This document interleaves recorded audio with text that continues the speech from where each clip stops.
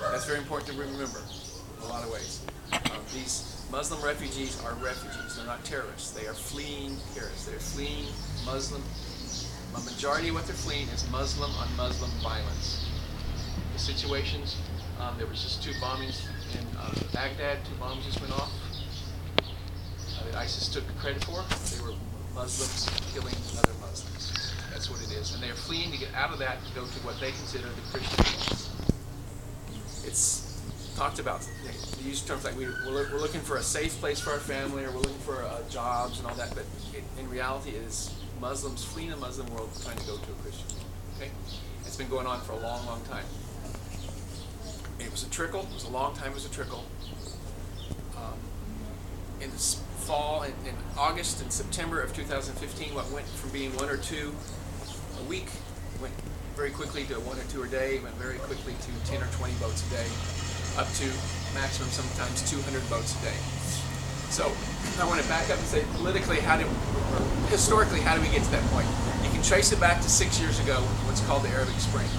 You know, you're all old enough to follow history. That the Arab Spring happened in 2011. That was when a lot due to social media, a lot due to the availability and the ability for people in the world to see outside the world. The whole North Africa and Central Asia and the Near East was shaken. There was a lot of revolutions that began in Tunisia. It spread all over. Some were violent, which you had in Egypt. Some were peaceful. But the Arabic world, the Muslim world, was shaken. There were some overthrows of government. There was some new, but they realized they had the ability through social media to unite and the ability to see outside their own world. And that opened a lot of minds, that opened a lot of things where, like, hey, I don't have to be here. There is another world out there. For better or for worse, it changed the world. The very end of that, it's called the Arab Spring, in March of 2011, started the Syrian Civil War. This is a good example. I have both British people and I have Americans here. That's not a call to prayer. That is the fishmonger telling you what he has for us. People hear that. People say, I heard a call to prayer. It's like, you didn't hear a call to prayer. You heard the fishmonger saying, I've got squid, I've got cod. Because when we were walking, we were like, that's like in Kuwait. We felt like, like that. Wow. Okay. My back is hurting. So, you have the Syrian Civil War. When I say Civil War to the Americans here, they think of the Mason-Dixie line, North and South, Yankees and rebels, 2 sides. I say Civil War to a British, they think Cromwell versus the royalty. What are they? The Royalists. The royal. No, what are they called? Parliamentarians. No, the Roundheads. The Roundheads and the Royalists. They call them something else. The Roundheads. Anyway, like we say, the Yankees and the rebels. They have the two sides. You know, Cavaliers and the Roundheads. Yeah. Cromwell versus the Royalists. 2 sides. When I say Syrian Civil War, you as Americans and you as British do not use that word Civil War to mean what we think Civil War means, us versus them, 2 sides. The Syrian Civil War is extremely complex. It is multiple sides fighting against each other. It is this week we are fighting alongside him, against him. As soon as we defeat him, we're going to turn our rifles and shoot against each other. There are Al-Qaeda and ISIS are both involved strongly in the Syrian Civil War. We in the West would say, aren't they the same thing, ISIS and Al-Qaeda? No, they are fighting against each other. They are bombing, they're blowing up each other, ISIS and Al-Qaeda. You have Assad, who is the legitimate, the last person who's in power, and you have all the rebels fighting against him. You have rebels fighting against ISIS and against Al-Qaeda. You have rebels fighting against each other. You have Assad fighting against all the different rebels. And then you throw and they're all Muslims. There's no Christian faction fighting. The Christians are all fleeing. And then you throw a ethnic mix into that, and that's the Kurds, who are a different people group. Kurds and the Arabics are 2 different people groups, just as the Persians and the Arabics are different people groups. So you have Syrian Kurds fighting against all the rebels and ISIS and Assad. And then you have the Syrian Kurds. There's multiple parties of them, so every once in a while they will fight against each other for control of the town. So it's a mixed up situation. It's been going on for 6 years. What happens is, if you are living in Village A and ISIS attacks you, you flee to Village B. Well, Village B is a different people group or a different party, and so you push Village B out, and then they go over here to Village C. And then Village C and D decide we want to push A back out, so then they attack back to A. And what has happened is, and the estimates vary, from 6 to 12 million Syrians 6 to 12 million Syrians are displaced within Syria alone because of all this kind of fighting, because of the 3 or 4 sides fighting against each other. You will see lots and lots in camp. You will see lots and lots of military-age young men from all different kind of nations, from Iraq, Iran, Afghanistan, even the African nations. They're all fleeing, being drafted into the army. When I say the army, I don't mean one army. They're all fleeing, being drafted into whatever army comes into the village and says, you're going to fight for us. So that's why there's so many men that are fleeing. A lot of people say, why don't you stay and fight for your country? You say, in Syria, fight for which country? You know, you've got multiple sides.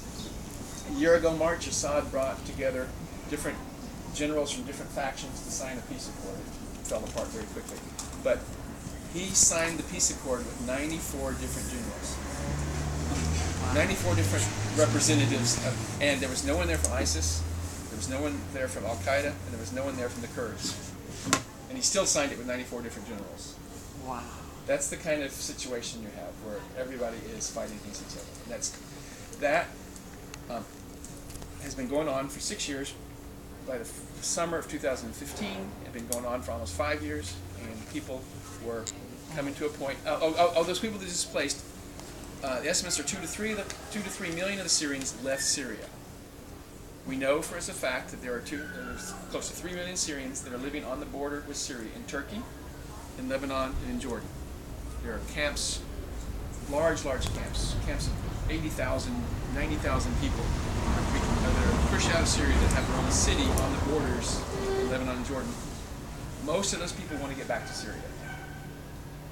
But after 5 years of living in a camp like that, and they're waiting for it to get better. As soon as peace breaks out in Syria, we'll go back. You guys know if you follow the news, we're no more closer to peace now than we were 6 years ago. But by 2015, guys had not worked for 5 years, women had not cooked in their own kitchen for 5 years, kids had not gone to school for 5 years. Finally, it got to the point they said, it's not getting any better, we need to do something about it. About the same time, ISIS started taking control of their caliphate. Northern Syria, northern Iraq, northern Iran, that whole area that ISIS, in the summer of 2015 to the fall of 2015, ISIS became a real entity. They existed before that, but they didn't have much control. At that time, they started taking over a lot of stuff. At the same time, the Taliban made a major resurgence in Afghanistan in the summer of 2015. So we have the Syrian civil war carrying on, you have the Taliban making a resurgence, you have ISIS coming to power, and at about that time, Angela Merkel, through both humanitarian and political economic reasons, said, we will take 800,000 to 1 million refugees in Germany. You put all those things together, so if you are a potential refugee, and then Angela Merkel says, we'll take up to 800,000, you think, hey, the odds are pretty good that they'll take me. So what was a trickle before the summer of 2015, by the end of by August and September of 2015, we went from a few boats a week to multiple boats a day coming over to this island. And that's when it became a crisis. That's when it became a humanitarian crisis. That's when the people were walking, thousands at a time, walking from the North Shore to get to Moria. They had to come to Moria to register. Greece, before July of 2015, when a refugee came over, Greece basically put them in prison and would process them, and it took 12 to 18 months to process them. But there were only a few coming over. You know, if there's only a few hundred a month arriving, they could do that. At this time, Greece realized these people don't want to be in Greece. They're trying to get to Europe. We don't want them here. Why are we putting them in prison? So they changed their status in late summer 2015. Instead of throwing people in prison, they started giving them a pass. They gave them a piece of paper when they arrived. The piece of paper said, you've got 60 days to apply for asylum in Greece or to leave the country. Well, that's what these refugees wanted. So they took that piece of paper. It took 48 hours in Moria to process them. They photographed them, fingerprinted them, gave it to them, and then they were on their way. They went to Athens, they went to the border, they got into Macedonia. Macedonia said, let's do the same thing. They gave them a piece of paper, said, you've got 60 days to leave Macedonia. They said, how quick does it take to get across the border? And they would walk across Macedonia and get to Hungary, or Serbia first. Serbia did the same thing. They got to Hungary, and Hungary, they're all trying to keep moving forward. That was great. Until January 2016, Hungary closed their border. Serbia closed their border. Macedonia closed their border. So all of a sudden, what was this flow was stopped. It was also winter, so numbers went down, and that's good. So instead of they had 100,000 in October, and by January it was down to 30,000. So the numbers were down because of the weather. But the EU looked at the situation and says, what happens if next spring, when the weather gets nice, we get 100,000 again coming in, and there's no place for them to go? So the EU, the European Union, said we've got to protect Europe. We've got to help Greece. We've got to stop the flow of refugees coming in. So they made it, it's called the statement or the accord, the EU statement with Turkey. They made an agreement in middle March and said on March 19th, at midnight, March 19th to March 20th, everything changes. We're no longer going to automatically give them this piece of papers that say you can go through. We're not going to give everybody refugee status. Everybody's going to be detained. We're going to take everybody off, all the refugees off the islands, move them to the mainland. And then on March 20th on, here's what happens. Any refugee that arrives, they have 5 days to apply for asylum, or we send them straight back to Turkey. That's the only options. 5 days to apply for Greek asylum. Greek asylum, not a paper to move through. 5 days to apply for asylum, or they get sent back to Turkey. And they said, Turkey, we are going to give you €3 billion, which is $3.5 billion US, and like what, 20 billion Canadian dollars. And we are going to give you €3 billion, and that's to make the camps in Turkey better. That's to make the police and the Coast Guard more proficient. Basically, it's to keep the refugees over there. If you do that, and if you meet some requirements, 70-something requirements, which are basically humanitarian-based requirements, we will then give Turkey EU status, not EU citizenship, not EU membership, but EU status, meaning we will trade agreements will be better. The primary thing was that EU said that Turkish citizens can travel in the EU without a visa, so they could travel as we can travel for 3 months. Before Turkish people had to apply for, they still have to apply for a visa, get approved. So Turkey really wanted that, so they said we will keep the refugees over there. Give us this money, we'll try to meet these standards, okay? But then there was, what happens if refugees still sneak through after March 20th? So then they said, okay, and listen very careful to the word. This is 2016, March. This is 2016. This is a year ago exactly. March 20th, you guys will be here on the 1-year accord. Okay, wow. Anniversary. They said if they do, and listen to my wording here because it's very important. If refugees do arrive on the Greek islands, for every Syrian that gets sent back to Turkey, Turkey will then release a Syrian, and the EU said we will accept him, and that the Syrian that did not try to get over, that stayed, for everyone that's sent back by Greece, the EU can receive from Turkey directly by flight, like Frankfurt, London, whatever, a Syrian. And the EU said we will take up to 72,000 refugees that way. This is you got to know at this time there are 2 million Syrians in the refugee camps in Turkey. They said we'll take up to 72,000, and the EU said, but it's all going to be on a voluntary basis from country to country. So that's what was set up. Even in principle, that's set up really, really wrong and dangerous. Let's say, listen, according to that agreement, if I'm in a room with 1,000 Syrians, what's going to have to happen for any of those Syrians to make it to fly the safe route? All right, they set up to stop the refugees coming over. They also set it up so that to stop the drownings. If you have less refugees come over, less drownings. Let's say that we're in a room full of 1,000 Syrians. What's going to have to happen for half of those Syrians to be flown to Frankfurt? We're going to try to make it over. The 500 that are being flown are going to try? No, 500 others. The other half. 500. So yeah. what we're going to do is A, B, A, B, A, B, A, B. All the A's, you guys have to try to get over to Greece on a boat so that the B's have a chance to get over. They did it that obvious, did they? They did it.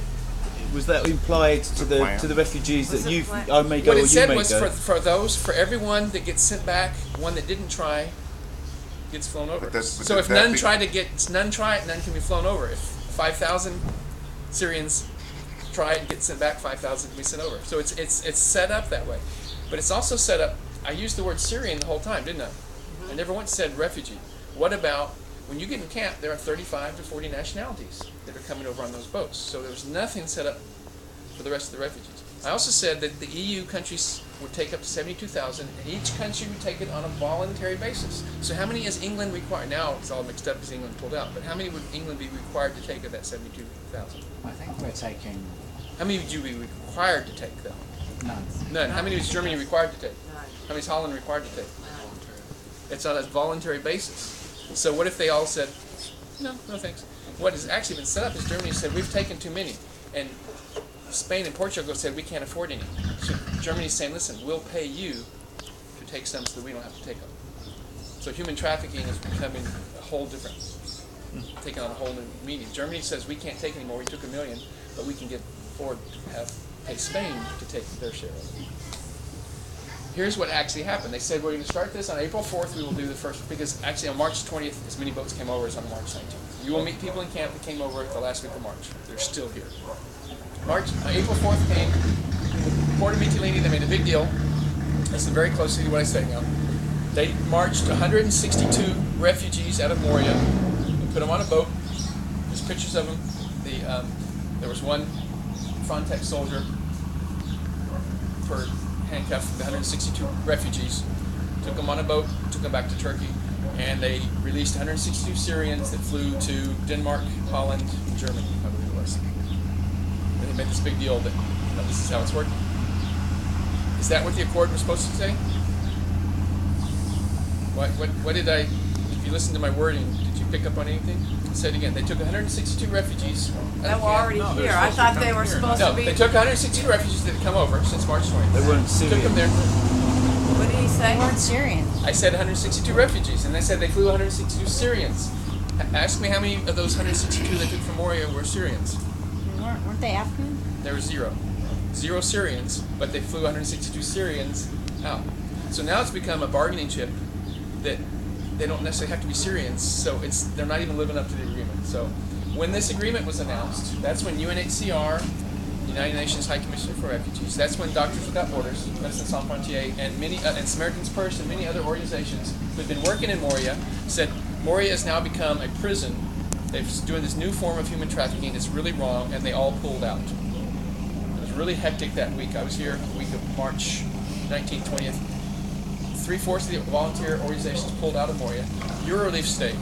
Eurorelief said, we're above the politics. That's not why we're here. And even the major who runs the camp, he said afterwards, he said, it's very obvious that Eurorelief is here because of the refugees. You're not here to make money. You're not here for politics. You're here because you love the refugees. He said, you're absolutely right. We stayed. Doctors Without Borders went so far, they totally disagree with this EU, that they made an announcement a few months ago that they are no longer receiving money from the EU. Doctors Without Borders is run by donations. They turned down for this year, this announcement was made at the end of 2016, they turned down 56 million euro from the EU. Doctors Without Borders is that big and powerful and expensive an organization that they can afford to turn down 56 million. I have to imagine what their budget is from what source. I mean, our budget on this island, Eurorelief, is like 4,000 euro a month. We're that big. And what did they turn down? How much? 56 million a year, just from that one source, from the EU, because they don't agree with this accord. They don't agree with the treatment in camp. 56 million Euro a year. They say we're not going to take from the EU. I just can't imagine. Like you say, what is their budget if that's one source that they can afford to turn down? Anyway, so that's this political situation that exists. So what happened was, instead of getting this paper that said 60 days to move on, well, there's no place to move on, they said you've got 5 days to apply for asylum. The EU said we need to set up an asylum system in the Greek islands. And I can show you this, I can tell you where to look it up. If you look up the EU-Turkey statement, and the EU puts out every 3 months, they put out a report. Read the December's report, it's very interesting, from the EU. They said when it was set up, we had to have 100 lawyers on the islands to be able to process the people that are here. That's what they said. If this is going to work, we need 100 lawyers. The December's report, they said we have 39 lawyers on the islands right now. That's not just here, that's all, there's 5 islands that they're processing. So they have 39% of the lawyers they need to make this work. The report also said if we were to effectively police these camps, we need 3 to 4 times as many policemen as we have aside. This is from the EU on the report of their existing camps that they set up. So that's what you're walking into. If the lawyers are working at 39% capacity, you can imagine how slow it is processing. Now I'm going to show you the processing center that we have nothing to do with. I should tell you this, we have nothing to do with getting people on the island. We're not saying, come here. We have nothing to do with getting people off the island. We can't expedite. We can't say, hey, I know somebody in America that'll take you in. That's not what we do. Our job is the Matthew 25 on the island. But to get them off the island, they said we need 100 lawyers. They've got 39 according to their own admission. They admit right now they have the capacity to process 8 cases a day. There are 4,500 refugees on the island right now. At 8 cases a day to process, figure out how long, and if no one ever arrived again, they figure out how long it's going to take them just to get the people off the island that are here right now. What that's caused is great frustration. When we worked pre-March 20th, we were a bus stop. I would see people soaking wet, getting off the boats. We take their wet clothes off, we give them dry clothes, we wrap blankets around them, we give them hot tea, we give them food, we sit and we hear their stories, we pray with them, we put them on a bus and take them to Moria. I remember once I talked to a guy, he spoke English really well, and I told him what was going on. You can go to Moria, then process you 48 hours from now, you can go into Athens. And so as he was leaving, he waved at me and said, "See you tomorrow," and we laughed because I was never going to see him again. That was the pre-March 20th. When they left the Scala camp where I took you guys yesterday, we put them on, they went to Moria. 2 days later, they were gone. They're excited. They're frustrated when they hear they're on an island and they're on the mainland. And then 48 hours in Moria, but they're still excited. They're going to be moving on. And they moved on. We had no problems with suicide attempts. We had no problems with drunkenness. We had no problems with theft, with people going in and stealing chickens and sheep from the local farmers because they were only there 48 hours. Even if the food was bad and boring, you only ate it twice, you move on. But we only saw them for a few hours. Our contact with them was very, very short. Now we have a situation. You guys are going to go into Moria at 4 o'clock. You're going to meet some people. You're going to go in tomorrow at 4 o'clock, and guess what? Same people are going to be there. I promise you that we are all, myself included, we're going to leave this island before 90% of them are going to leave this island. So now they are very, very frustrated. Now we have drunkenness, depression, suicide attempts. Now we have foraging, stealing things. We have issues that never would have come before. So it's harder in many ways. But you know what else we have? When you get to know somebody tonight on your shift, tomorrow you see them again, they sit with you another 2 or 3 hours, you've got days and days and days with the same people. Us that are here a long time, we are developed deep relationship. Before, we never even talked in terms of evangelism, church planting, discipleship. How do you disciple somebody when you only meet them for 4 or 5 hours? Now there are real discipleship. Now we have a church planted. I went there Sunday. They preach in English, and then it's translated simultaneously in French, Arabic, and Farsi. There were about 100 refugees packed into the place from a dozen countries. Now we have new believers. The I-58 particularly has taken them under the wings and are discipling these guys. So now the guys doing the translating, the guys, we are doing church planting. We are trying. Greater Mission is trying to open up a second community center. We have one called the Oasis, that hopefully you'll get to interact some with. We are trying to open up a second one because the idea of a community center where you can do Bible studies, show the Jesus film, do discipleship, get people out of the camp. Outside in those community centers, we can do whatever we want. We have shelves of Bibles that they can come and pick up Bibles from in their own language. We can't do that inside the camp. So our ministry has changed greatly for the better. But the hardships have changed greatly for the worse. But that's not a bad thing. Desperate people do desperate things. One of the things they are driven over here, they're also driven to Christ. They are the true least of these. They have nothing. They're looking for any kind of hope to grab onto. Unfortunately, the longer they're here, the more hope they lose. They come here hopeful, wanting to do stuff. After 6 months, 9 months, it's like, I don't know. And they have a program, repatriation. They will fly the refugees back to their capital that they left and give them €600. Because they know that that's still cheaper than keeping them here and processing. And a few dozen a week take them up on that. They've gone through all these hardships to get here, terrible situations, but after 9 months, it looks like they're going to be deported anyway. Might as well. Back to Damascus. They don't send them back to Syria. Syria is the one thing. I should tell you, in the political terms, I talked to some of this, the difference between a